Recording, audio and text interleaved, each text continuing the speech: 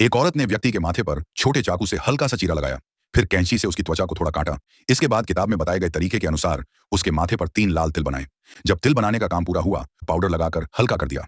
फिर मछली पकड़ने वाले कांटे से उसकी कटी हुई त्वचा को वापस सिल दिया। अगर कोई निशान रह गया तो उन सब की मौत निश्चित थी।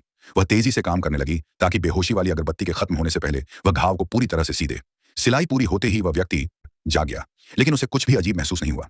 अगले दिन यान वांग सम्राट से मिलने गया।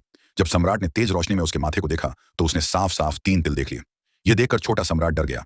वह तुरंत अपने पूर्वजों की छोड़ी गई किताबें देखने चला गया, जिसमें साफ लिखा था, अगर किसी के माथे पर त्रिकोण में 3 तिल हों तो वह निश्चित ही सत्ता पलट कर देगा और सम्राट बन जाएगा।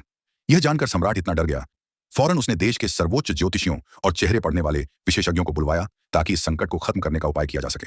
पर किसी को नहीं पता था कि यह सब उस दरबारी ज्योतिषी की सोची समझी साजिश थी। दरअसल कुछ साल पहले जब बूढ़ा सम्राट जीवित था, वह यान वांग से डरता था कि कहीं वह बगावत न कर दे। लेकिन तब यान वांग का चेहरा और उसका हाव भाव देखकर लगा कि वह नाकामी और आलस्य में डूबा रहने वाला व्यक्ति है। इससे बूढ़ा सम्राट निश्चिंत होकर मर गया। पर उसके मरने के बाद यान वांग दरबार में आया। जब ज्योतिषी ने उसका चेहरा देखा तो वह हैरान रह गया। उसके चेहरे पर गहरी क्रूरता और बगावत का संकेत था। उसकी आंखें बाज जैसी थीं, जिसमें सत्ता पाने की प्रबल लालसा झलक रही थी। ज्योतिषी को तभी एहसास हुआ कि वे उसके जाल में फंस गए हैं। उसने तत्काल प्रधानमंत्री को बुलाया और दोनों ने मिलकर योजना बनाई।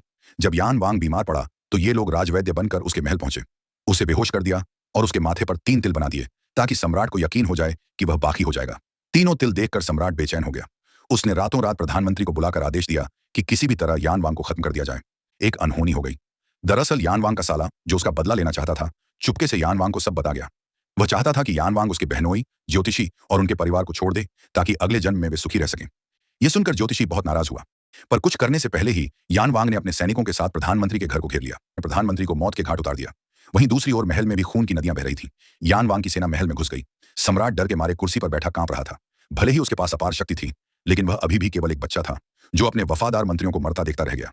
रात भर के खूनी संघर्ष के बाद यान वांग ने महल पर कब्जा कर लिया। विजेता बनने के बाद उसने तय किया कि जो भी उसका विरोध करेगा उसे मार दिया जाएगा। ज्योतिषी भी वहां भीड़ में खड़ा था। उसने अपने बेटे को देखा और पछताया। वह यान वांग के सामने गया और अपने बेटे की जान बख्शने की भीख मांगी। यान वांग ने उससे मजाक करते हुए पूछा, क्या मेरे अंदर सम्राट बनने के लक्षण हैं?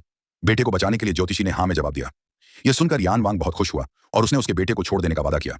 लेकिन जैसे ही वे दोनों वहां से जाने लगे, उसने घोड़े की पीठ से धनुष निकाला और एक तीर चलाया, जो सीधे उसके बेटे के सीने में जा धंसा।